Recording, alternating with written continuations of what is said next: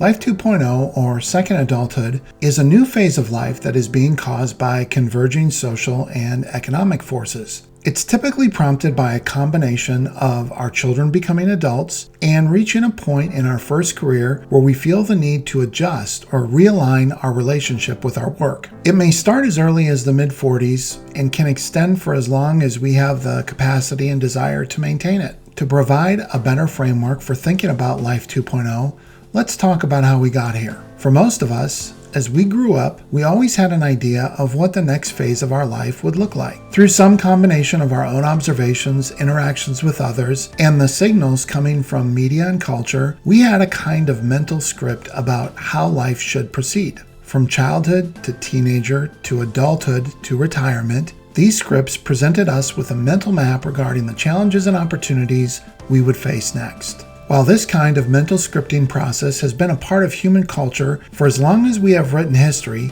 many of us don't realize how radically different our current situation is relative to most of our predecessors. One frame of reference we can use for this difference is to talk about another phase of life that has recently emerged, the phase of life we call the teenager. For those who aren't aware, the specific phase of adolescence, or what we often call the teenager phase, wasn't a part of our mental life script until sometime between 1900 and 1950. In fact, the first time we see it appear from an academic is in a book by G. Stanley Hall, with a title too long I didn't want to say it, published in 1904 on the topic. However, it wasn't really until the 1950s that we actually started to see popular culture integrating this new phase into our mental scripting. Many point to the 1951 novel, The Catcher in the Rye, as kind of the first real cultural touchstone surrounding the phase of life we call the adolescence or teenager phase. And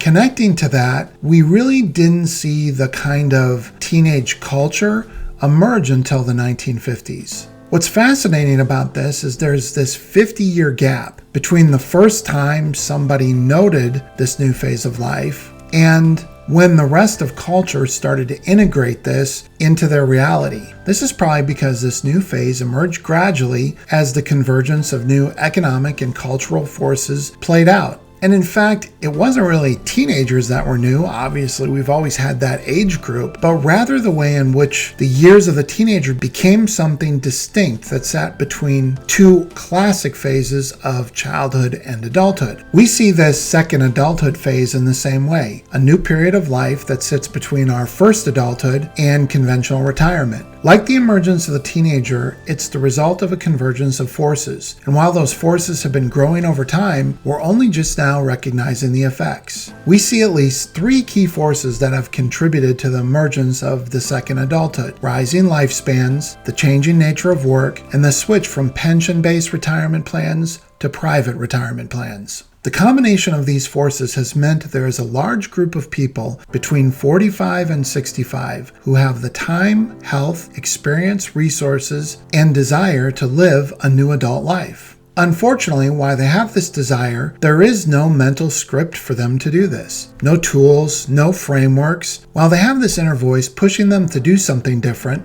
the only framework our culture is giving them is the choice between a midlife crisis and retirement. What we found interesting is that almost as soon as we talk about this, people instantly identify someone they know who's already struggling with this new phase. Maybe it's them, maybe a friend or a relative, but we find we're often not really explaining the concept as much as just giving it a name. It's like the simple process of naming it legitimizes it. People realize they're neither weird or alone. What's funny is that it took us so long to actually develop a program to help people manage this new phase of life. And that's because we didn't actually set out to do it. What happened is that on our business consulting side, our business clients were asking us to help them to lead a more integrated life. They wanted to find more alignment between their work and their personal lives. And as we did this, we noticed that many of the clients who wanted this type of guidance had some things in common. They were often in their 50s or 60s. They usually were empty nesters. They often had a desire to change their relationship to work in some way, and they really were not looking forward to a quote-unquote traditional retirement. At some point, we started to talk about this work to others within our social circles, and that's when we noticed that almost everyone we talked to wanted to know if they could get that kind of guidance as well. It was then we began to realize that this was bigger than a few business clients, but it was happening on kind of a global scale. And that led us to sort of put two and two together. We realized what we were seeing as a new phase of life emerging, so we gave it a name. We launched a new organization called Reploy to support that kind of client. And then we developed a program to give people the tools, processes, and support to navigate their own Life 2.0 journey. If that's something you or someone you know might want more information about, please visit our website at www.reploylife.com. That's www.reploylife.com. We look forward to hearing from you.